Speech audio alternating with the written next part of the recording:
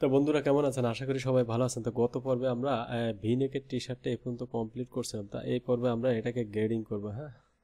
তা গ্রেডিং করতে গেলে আমি আগে দেখবো যে আমার এখানে সাইজ আছে কটা। তো আমার এখানে সাইজ আছে এক্স স্মল থেকে 3XL পর্যন্ত, হ্যাঁ? তা আমি এখান থেকে আগে সাইজ টেবিলে সাইজটা দিয়ে আসবো। তা এখানে আমরা যে প্যাটার্নটা দাঁড় করাইছি সেটা কিন্তু এম সাইজ ছিল, তো আমি এখানে এম বসিয়ে দিই।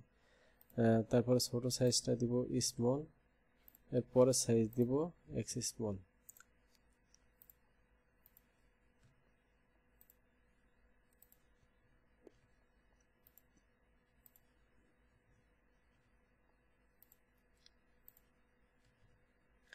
তা আমি কিভাবে কাজ করি আপনারা ভিডিও পুশ করে করে দেখবেন, তাহলে দ্রুত কাজ শিখতে পারেন। তো এখন আমি কিন্তু আরেকটা ভুল করছি, সেটা হলো আমার এখানে শোল্ডার ফরওয়ার্ড আছে অ্যাকশন, তো আমি শোল্ডার ফরওয়ার্ডটা কিন্তু দেই না। তো আমি শোল্ডার ফরওয়ার্ডটা আগে দিয়ে আসি, হ্যাঁ।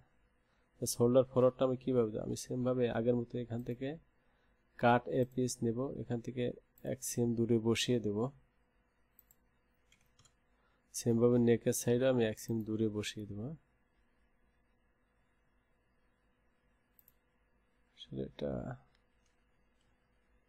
এখানে পয়েন্ট থাকার কারণে একটু আচ্ছা আমি এই সাইড আগে দিই 1 সেম, কারণ ওখানে পয়েন্ট থাকার কারণে পয়েন্টটা অটোমেটিক আইডিয়েট করতেছে।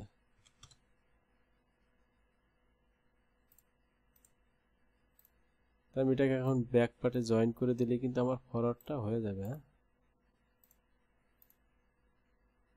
আমার ফরওয়ার্ডটা কমপ্লিট, এটাকে আমি আবার হাফ করে দিই।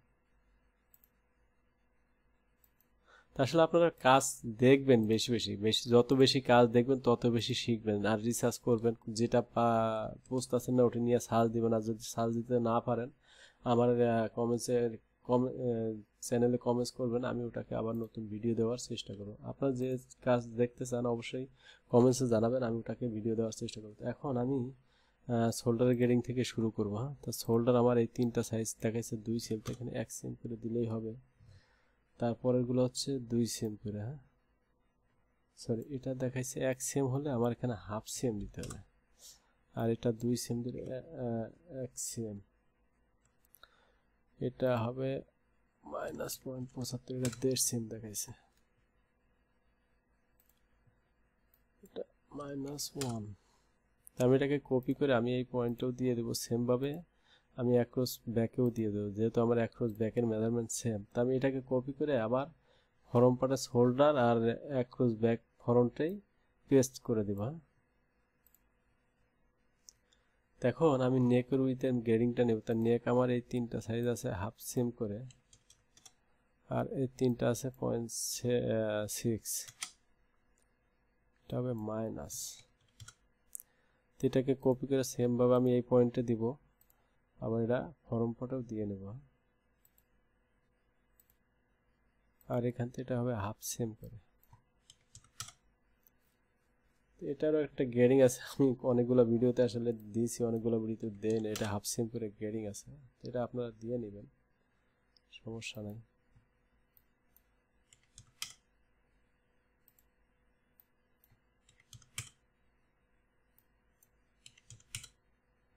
এখন আমি চেস্ট আর আর্মহোলের গ্রেডিংটা দিয়ে নেব, হ্যাঁ। তা আমার চেস্টের গ্রেডিংটা আসলে একটু ম্যানুয়ালি টানতে হবে। তা এই 2টা সাইজ হচ্ছে 2 সেম, এটা 1 সেম দিয়ে দিই, এটা -1.5 সেম, এটা মাইনাস।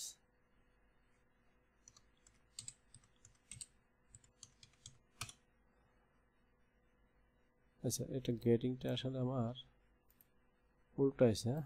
এটা হবে 1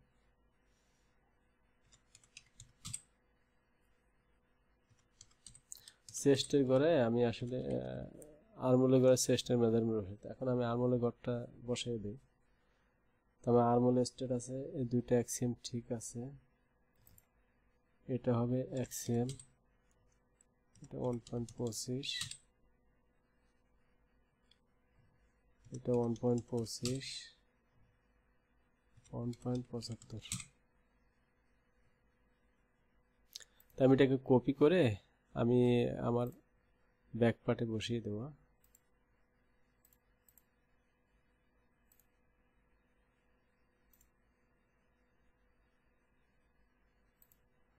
তো সেমভাবে আমি এটাতেও পেস্ট করে দেব।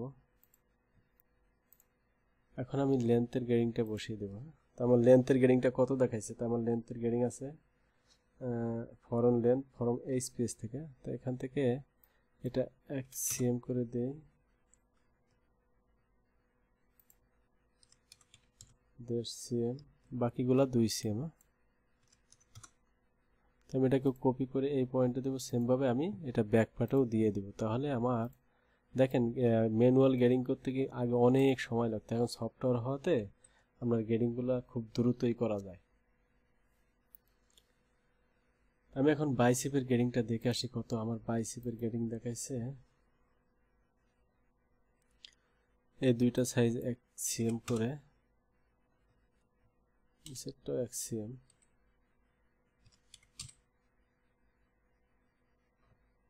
1.25, 1.25, 1.75। আমি স্লিভের গ্রেডিংটা, ওই স্লিভ ওপেনিং এর গ্রেডিংটাও দিয়ে আসে। স্লিভ ওপেনিং বাইসেপ,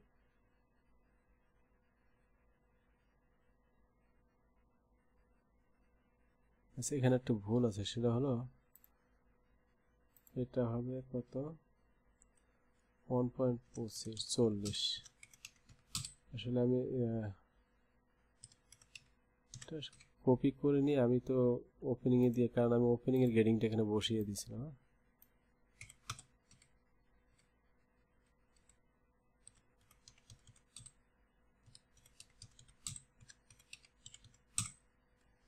আমার এখন ঠিক আছে। এখন দেখেন আমার এখানে কিন্তু স্লিভ লেন্থের গ্রেডিংটা দিতে হবে। তার আগে আমি এটাকে কত দিব, 7 মিলি।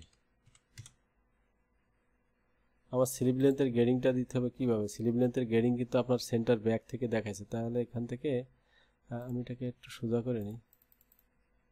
সরি, এই গ্রেডিংটা কিন্তু আমার এখানে বসিয়ে দিলেই এটা অটোমেটিক অ্যাডজাস্ট হয়ে যাবে। হ্যাঁ,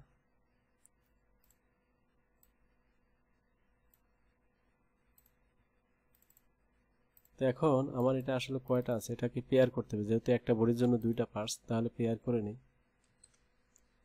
এখন আমি দেখবো আসলে আমার স্লিভের এরিয়া আর বডির এরিয়া ঠিক আছে কিনা। তো আমি সবার আগে কম্পেয়ার লেন্থে যাব, যাওয়ার পরে এখান থেকে কম্পেয়ার লেন্থ নেওয়ার পরে আমি এই পার্টটাকে এখানে অ্যাড করে দিই।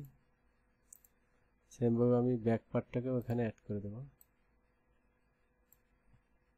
এটা অ্যাড করার পরে আমি স্লিপটাকে মাইনাস করে দেখবো আসলে আমার স্লিপের সাথে এটা অ্যাডজাস্টমেন্ট ঠিক আছে কিনা। এটা আপনারা চেক করে দেখবেন।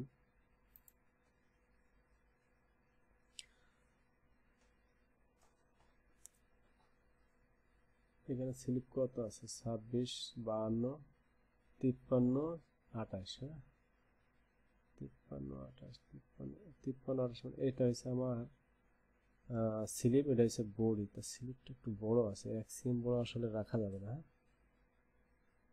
1 cm বড় আছে।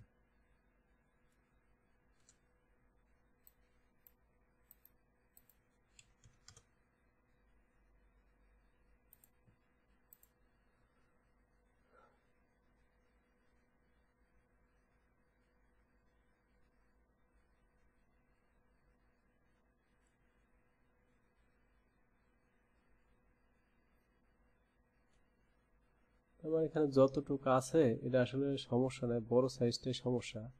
আমি এখান থেকে একটু দেখে আসলে বড় সাইজটার মেজারমেন্ট কত। আমি এখানে ভুল করছি, আগে যখন বডিটা দিছি আমি বডি আসলে দেখে রাখি না আমার কোনটা, এটা বডি নাকি এটা বডি। হ্যাঁ, এই যে এটা বডি, আমি এটা চেক করে রাখি না, যার কারণে এখন আমার একটু বুঝতে সমস্যা হইতেছে।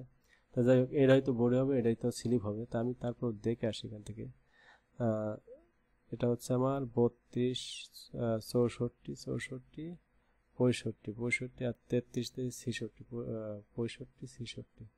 তাহলে এটা হচ্ছে আমার স্লিভ। হ্যাঁ, তো এখানে দেখেন বডি হলো 67, স্লিভ হলো 65। এখানে কিন্তু আপনার এই সাইজ থেকে বডির লাইনটা কিন্তু কম। তো আমি এখান থেকে আরেকটু শেপ অ্যাঙ্গেলটা দিয়ে নিই। তো এখান থেকে কোন সাইজ, এটা হলো এটাতে আমি 0.2 দিই। এক্সেলে আমি -1। তাহলে এখন একটু আপডেট করে দেখি আমার কোন সাইজ ঠিক আছে। এবার এটাতে আমি হাফ সেম দেব, এটাতে 1 দিই, এটাতেও 1 দিই, তাহলে আমার অ্যাডজাস্ট হয়ে যাবে আশা করি। তা আপনারা এইভাবে দেখবেন, দেখে দেখে এখন কিন্তু আমার ঠিক আছে, এটাও ঠিক আছে। তা আমার মোটামুটি কম্পেল লেন্থও ঠিক আছে, গ্রেডিংও ঠিক আছে, সব কিছু ঠিক আছে। তো এইটাকে আমরা পরবর্তী পর্বে এটাকে আমরা মার্কার করে দেখবো। হ্যাঁ,